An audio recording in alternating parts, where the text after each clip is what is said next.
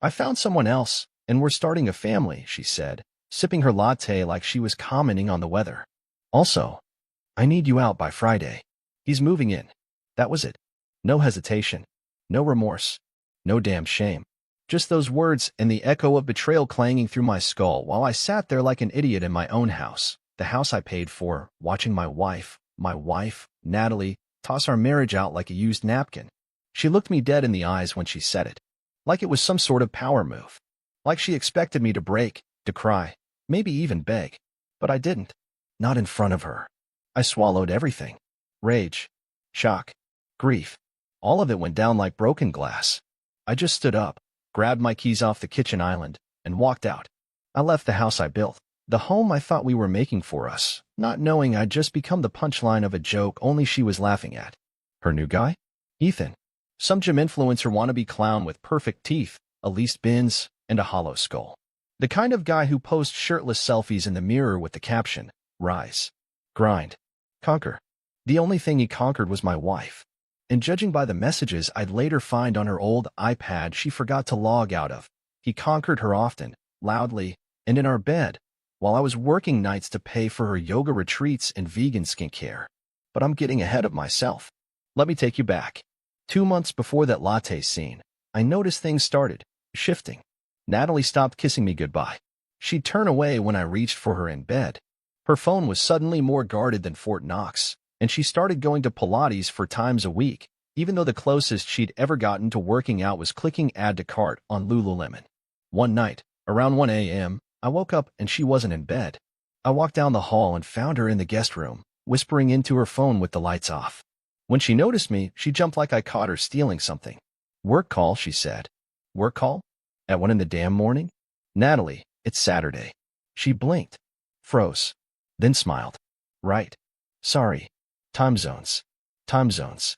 She was a wedding planner in Seattle. Who the hell was she talking to in another time zone on a Saturday night? I didn't press it then. I wanted to believe I was just being paranoid.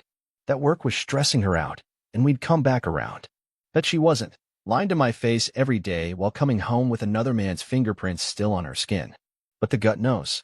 A man's instinct doesn't lie. And I didn't know it yet, but the truth was about to hit me harder than anything I could have imagined. One rainy Thursday, I got home earlier than usual. I opened the front door and immediately felt it, that shift in the air. The scent of her perfume mixed with something else. Musk. Cheap cologne. And her laughter, echoing from upstairs. Light. Flirtatious. Not the way she laughed around me anymore. My chest tightened. I walked softly, each step down the hallway like a countdown. 10. 9. 8. I got to the foot of the stairs when I heard it. A moan. Then a voice, his voice, saying something I'll never forget. "You're so much better than your boring husband." 3. 2. 1. I turned and walked out. I couldn't storm in. I couldn't fight. Not then. Not yet. I needed to think. I needed to breathe. I needed to make sure she'd never see me broken. I drove to the waterfront, sat in my truck, and stared at the black water for hours. My knuckles were white on the wheel. My throat burned from holding back screams. But somewhere in that silence, something inside me flipped. I wasn't going to let her destroy me. I wasn't going to lose everything just because she decided I wasn't fun enough for her little fantasy life. No, this wasn't the end. This was the beginning of something else. And she had no idea who she was about to turn into an enemy. 2 days after I caught their voices upstairs, I sat in the living room, calm as ever, sipping black coffee like nothing had changed. While she floated around the house like a smug little storm cloud in leggings, humming pop songs and texting like her fingers were possessed. Natalie had no idea I knew. She thought I was still in the dark. She even kissed my cheek that morning. Kissed me. After letting that gym rat climb all over her the night before. I didn't flinch. Didn't blink. Just nodded and said, "Have a great day, babe." Her eyes narrowed for half a second. Maybe she sensed something. But she shrugged it off and left like she was on her way to a mani-pedi, not hiding a whole affair behind my back. And that's when fate tossed me a loaded weapon. I was cleaning the kitchen, more like angrily scrubbing countertops I bought, when I heard the soft chime of an iPad powering up. I turned toward the couch. Natalie's old iPad, the one she hadn't touched in months, was charging. I didn't even know it still worked. She must have plugged it in recently and forgotten about it. I walked over. No password. The moment I tapped the Messages app, the screen opened to a thread titled, Red Heart Ethan Red Heart. The first message was a photo, a shirtless mirror pic from him. Classic. The next? Natalie. He doesn't suspect a thing. I faked a migraine last night to sneak out. He actually brought me tea before I left, LOL. My stomach twisted. The messages kept going. Details. Plans. Stuff they did. Stuff they wanted to do. All of it right there, in full display. There were even jokes about me.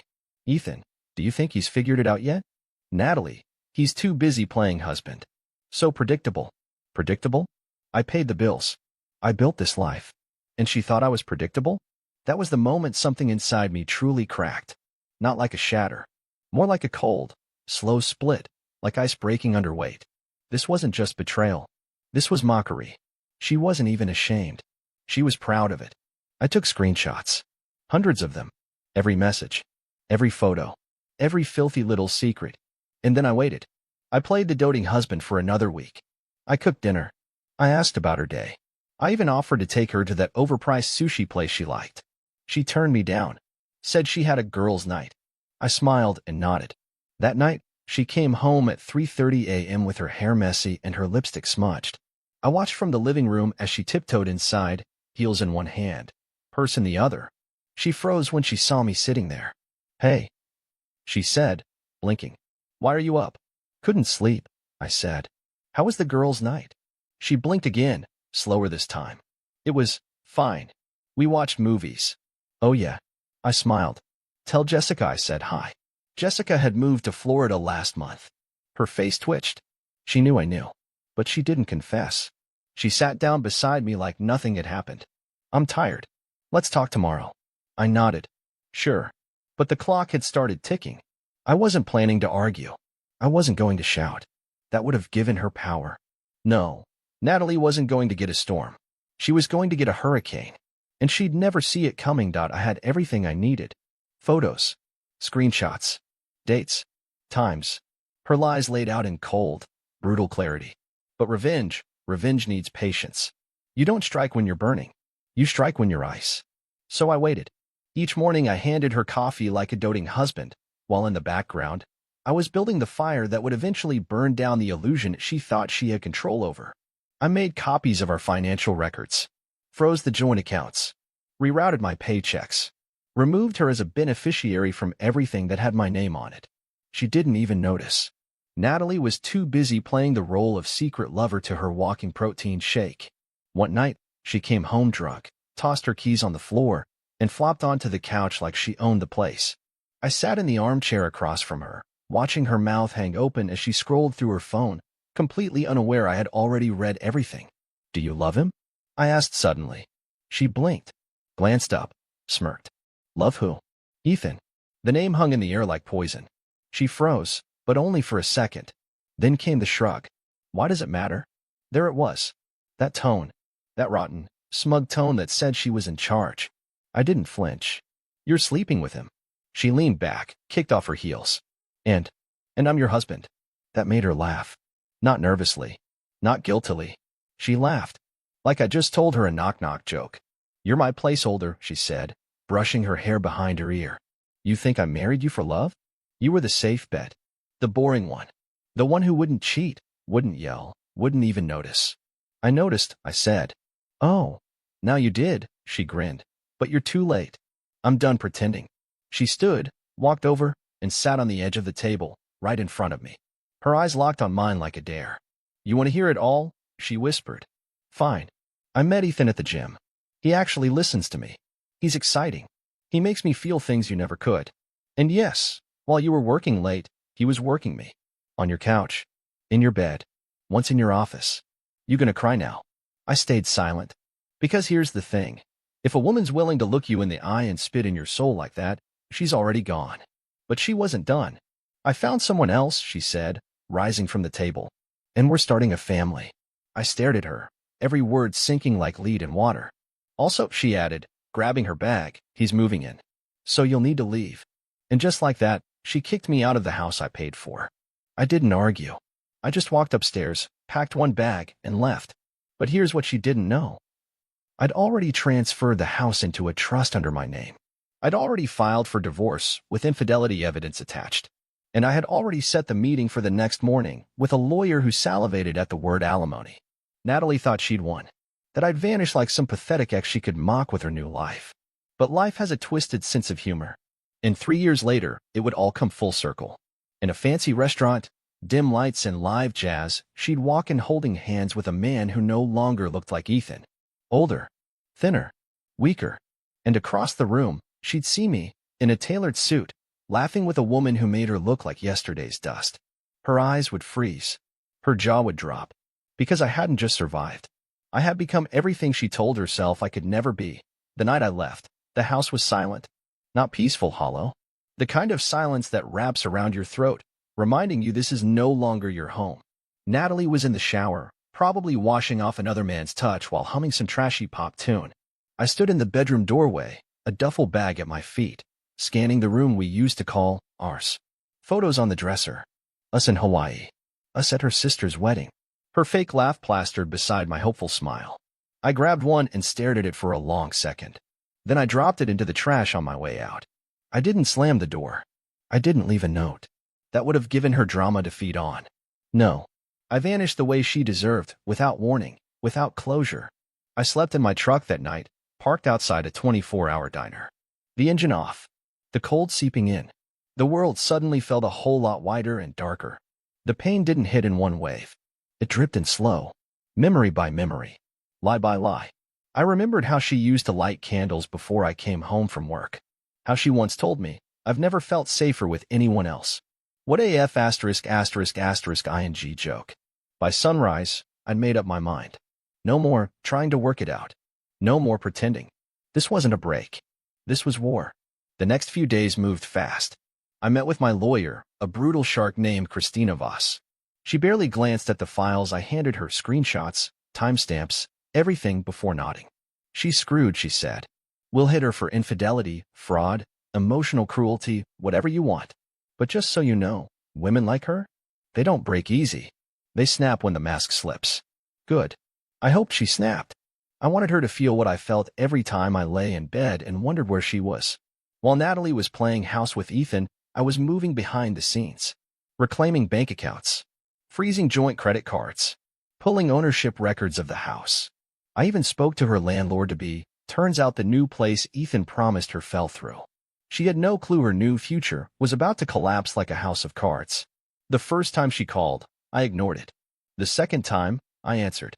You left without saying anything, she said, her voice sharp.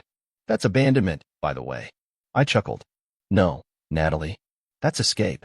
You think you can just disappear and leave me to figure everything out? She snapped. You figured out Ethan just fine. I replied. Now figure out how to pay for the next mortgage bill, because it's still in my name. The line went quiet. Then came the venom. You're a bitter little man. No wonder I needed someone else. I didn't flinch.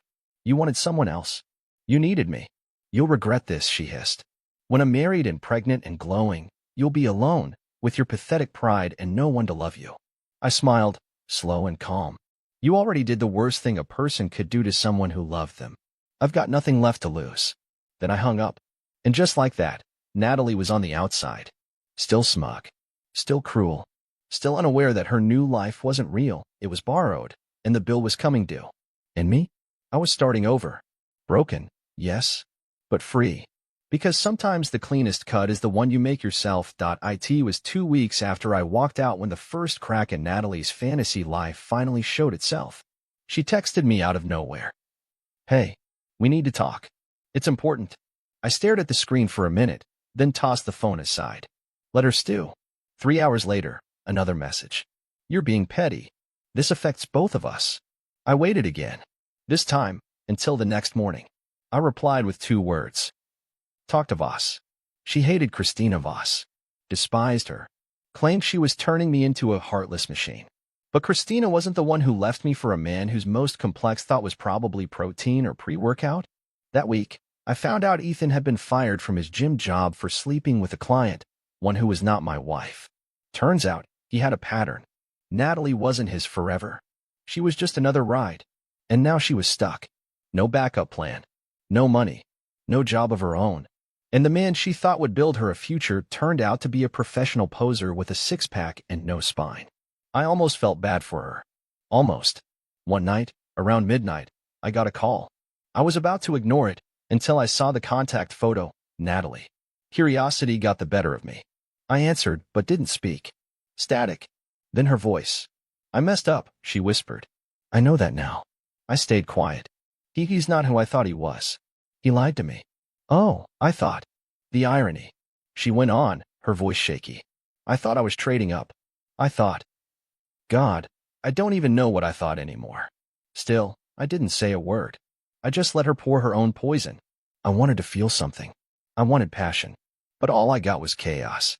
That part hit differently. Because for so long I blamed myself. Thought maybe I hadn't done enough. Maybe I was too soft. Too predictable. Maybe I didn't bring enough spark to keep her interested.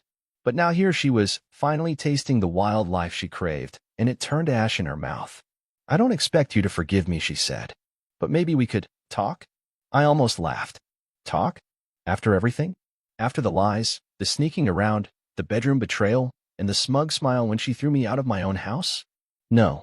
She didn't want me back. She wanted the life she threw away. The safety. The structure. The man who held her when the world burned. I hung up. The next day, she showed up outside my office. Hair disheveled. No makeup. Same clothes from the night before. Her eyes swollen like she hadn't slept. She waited for me in the parking lot like some lost puppy who didn't realize the leash had been cut. Please, she whispered when I approached. Just 5 minutes. I looked her in the eyes, the same ones that once held my world together, and said, you burned this bridge. Then you sold the ashes. She opened her mouth, but I was already walking past her. That was the moment I knew. She could beg. She could cry. She could crumble. But I would never, ever let her back into my life. Some people only understand the value of loyalty after they've destroyed the one person who gave it to them without question. And Natalie? She was about to learn that lesson, the hard way. Nearly 3 years passed. 3 quiet, powerful, revenge-laced years. I had rebuilt everything. New apartment.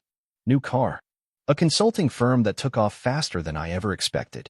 I didn't just survive the storm Natalie dragged me into. I came out on the other side wearing a crown she never thought I'd earn. I traveled. Got in shape. Met people who didn't drain the life out of me with every conversation.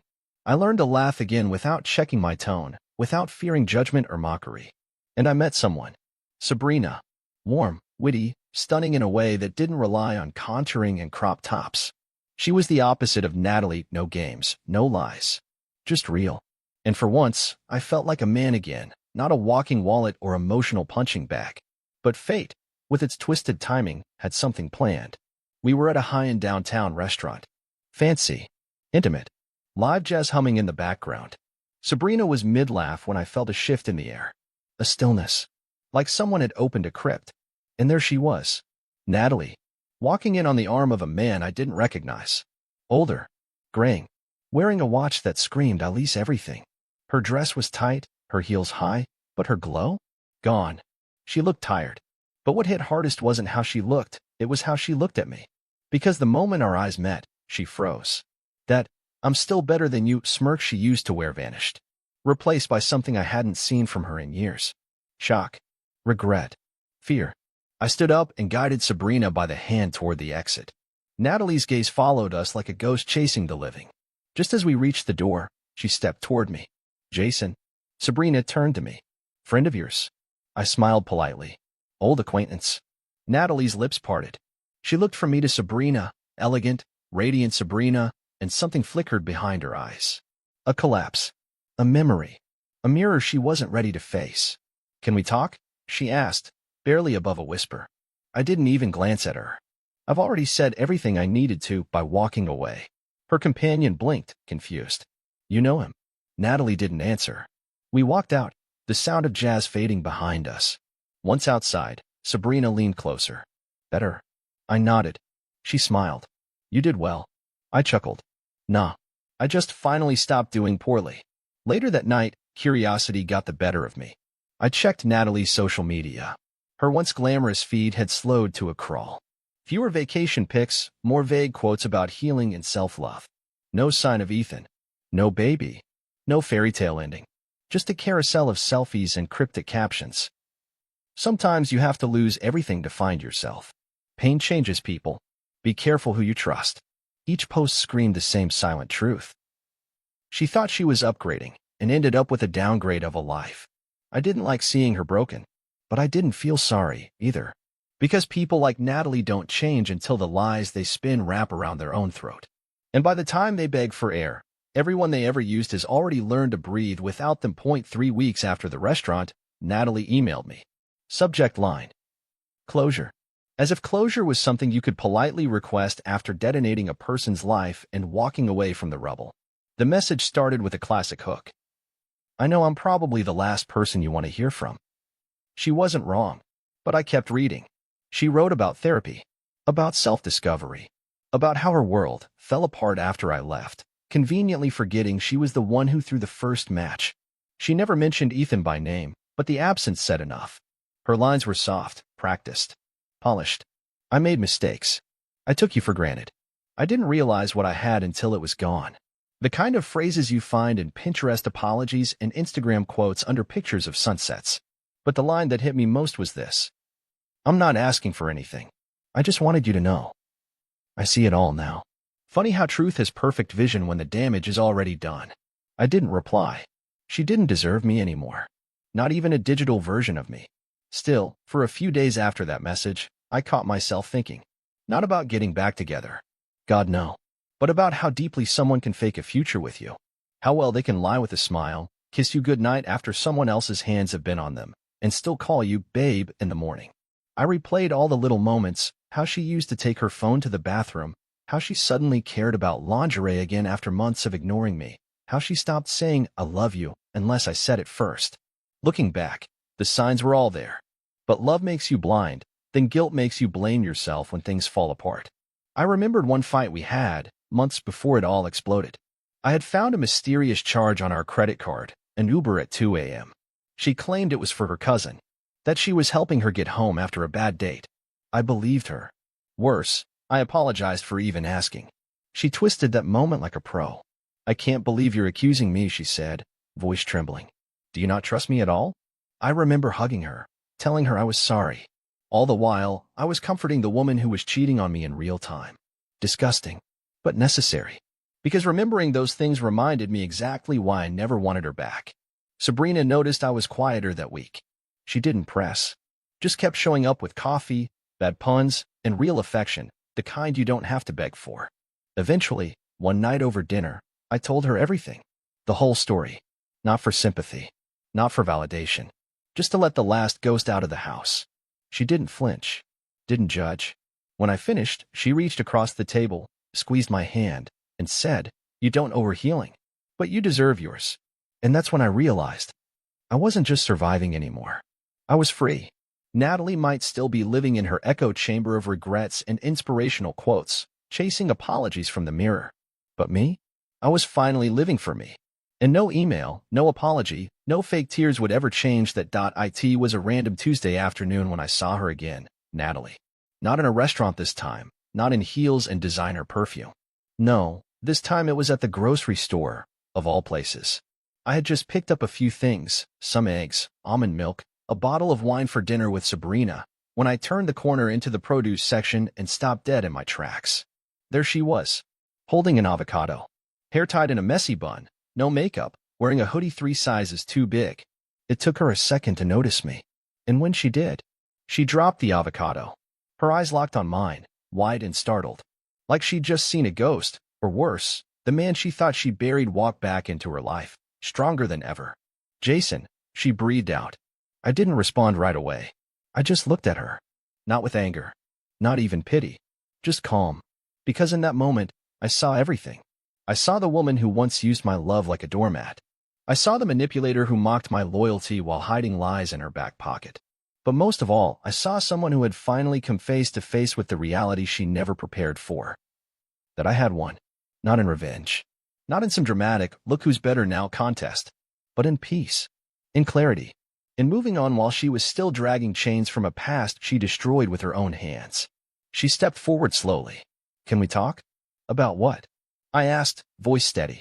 About how you threw away a life built on trust. Or about how you tried to come back when the fantasy fell apart.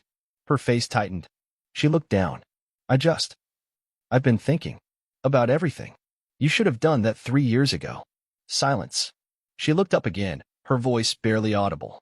I know I can't undo anything. I just wanted to say, you didn't deserve any of it. You were a good man. Too good. Now that hit different. Because I was. I was the good man. The one who stayed loyal. The one who worked extra hours to afford her lifestyle. The one who believed in forever when she was chasing temporary thrills. I nodded once. Thank you. She waited, like she expected me to say more. I didn't. I turned to walk away, but she called out again. Are you happy now? I stopped. Turned just enough so she could see my face. Yeah, I said. I actually am. And I meant it. That night, I sat across from Sabrina on our balcony, the city lights painting her face in gold. She laughed at something I said, leaned her head on my shoulder, and sighed the kind of sigh that comes from deep peace. No lies. No games. Just real love. And I thought back to that avocado aisle. To the way Natalie looked at me. Not with love, but with loss. Not the loss of me, but of what I represented. Stability. Loyalty. A future. She gave it all away for a spark. A thrill. A sweaty compliment from a boy in a tank top.